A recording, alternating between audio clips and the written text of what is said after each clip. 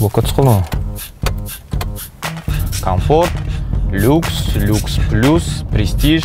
Оның бекітілетін жеріндегі міне нашарлығы. Жаңа көлік, бірақ дегенмен не ойнақтыр. Біздің қалай шығамыз енді, қанша минут болды?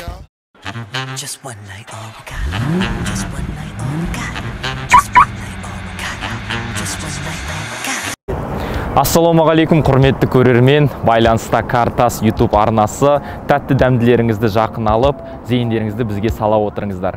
Байланыста мен Ахмадиев Төлеген. Бүгін бізде Kia Cerato. Кеттік.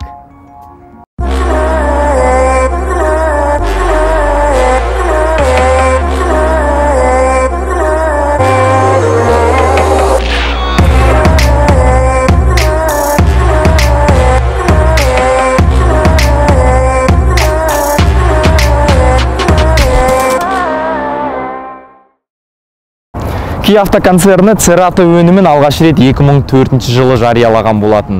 Бразилия, Европа елдерінде бұл Kia Cerato атымен танымал болса, ақшта бұл Kia Forte.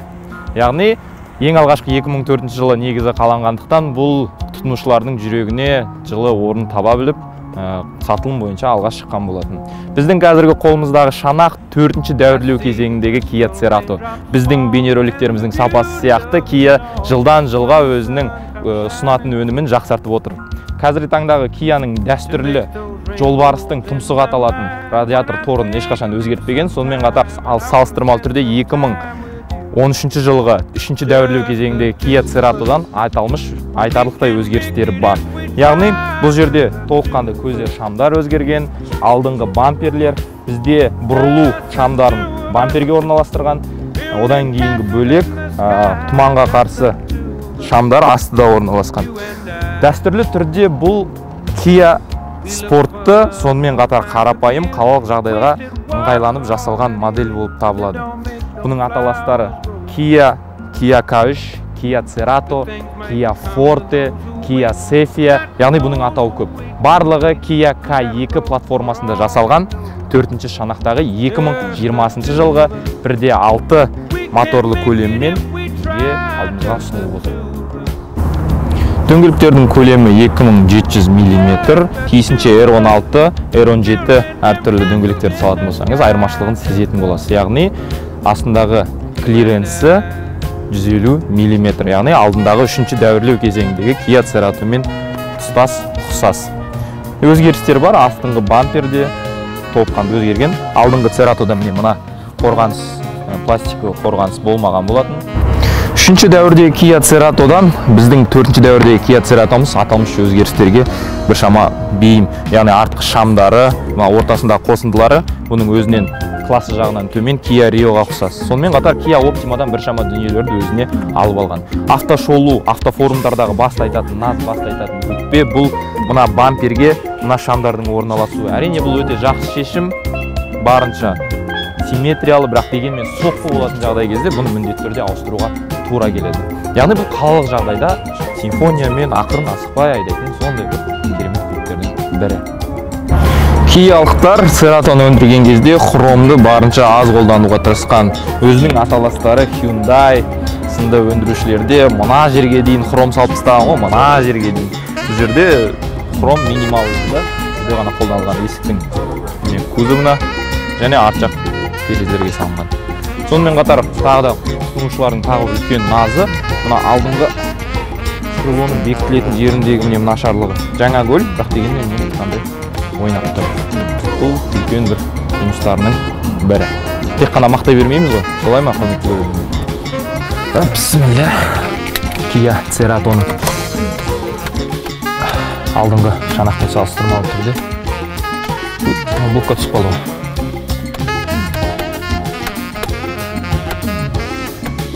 Бірінен кесіміз олма бағаш қылады. Жүрген. Кнопка ештеңке жоқ па? Ернесі блоктан шығаратын? Жоған, рульді не істеп жүрші? Құрметті көрермендер, көш жүре түзеледі демекші, міне Cerato'ның тағы бір қулығын өз күшімізбен, тағы тәжірибемізден басымыздан өткердік. Егер де блокқа түсіп қалған жағдайда рөлді қатты бұрап жүрсеңіз, барлығы блоктан шығады. Кеттік.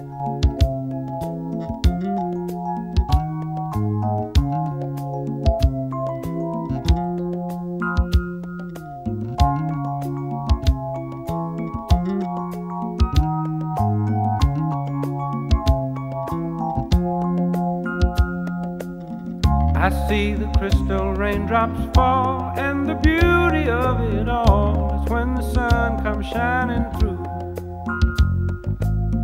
to make those rainbows in my mind. When I think of you sometime, and I want to spend some time with you, just the two of us. We can make it if we try, just the two of us. Just the two of us. Just the two of us. Комплектация жайлы сөз қозғайтын болсақ, 6-ға жуық комплектация бар. Бұлар комфорт, люкс, люкс плюс, престиж, престиж плюс. Сонымен қатар бізде жоқ Ресей еліндегі GT Line деген, яғни бұл спортқа бейім, яғни 150 аттың күші бар, 2 литрлі. Сонымен қатар ішінде тағы да қосымша аз кем өзінің сондай навороченный бір шама. Қандай машина десе, Церато ғой, Церато деп айту керек қой, Церато. Иә, атына қатысты көп дау-дамай туады. Черато ма, Серато ма, Церато. Біз енді ресми болғандықтан Церато деп қана. Сенде қандай машина десең, Церато ғой, братан, Черато, Черато деп айтамыз.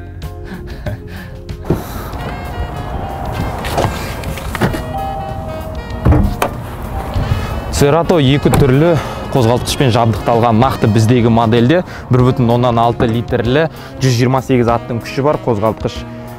Капризі жоқ. Қолданушылардың, тұтынушылардың айтуы бойынша қарапайым қозғалтқыштардың бірі. Жалпы интерьерге келетін болсақ, қозғалтқыштың ішіндегі жабдыққа келетін болсақ, мына жерде қорғаныс жалпы құралдары жоқ. Сондықтан Қазақстанның жағдайында міне қазірде өзіңіз байқап отырсыз, біздің қозғалтқышымыз бірден кірлейді. Сонымен қатар мына жердегі дыбысты басатын картонның жағдайы мынау. Мына жерде ондай көп дүние жоқ.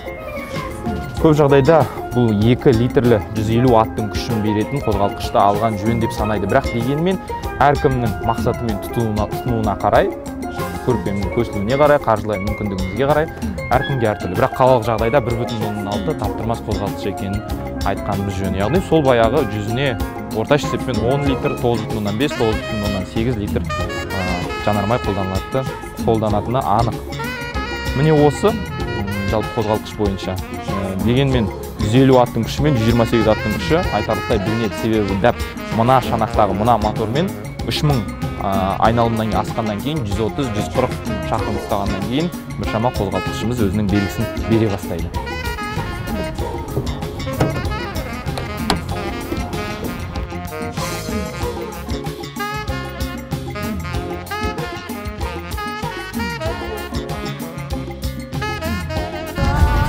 Міне, алдымызда кетіп бара жатқан Церато, 3-ші дәуірлеудегі Церато.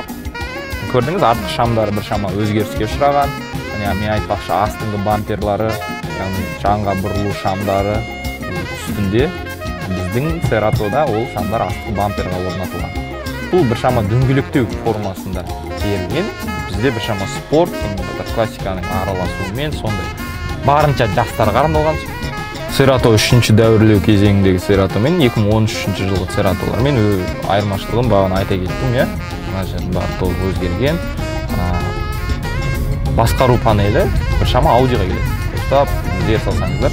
Ал мына пештің үрлейтін жерлері Мерседеске келеді, Мерседестің мықты спорткарларына келеді. Рөлі де аудиоға келеді. Тігісі, мына жерде кішігірім арқалар деп айтамыз ба, саусақтары деп айтамыз ба. Дегенмен қалалық жағдайға керемет көрінеді. Өзінің қарсыласы Шкода Октавиядан, Элантрадан, Королладан, жалпы шумоизоляция жағынан біршама мықтырақ. Қалалық жағдайға таптырмас көлік. Міне біз қазір таудан төмен қарай түсіп келеміз. Қаланың төменгі жағына қарай басқан газыңа да өзінің жауабын тез жылдам қайтарады. Нақты осы комплектацияда спорт деген режим бар. Сол спорт режиміне қойсақ, бензинді жанармай жағу үлесі көптеу, бірақ газды басқан сайын өте былайша айтқанда резвый. Басқа не керек сіздерге? Just the two of us. We can make it if we try. Just the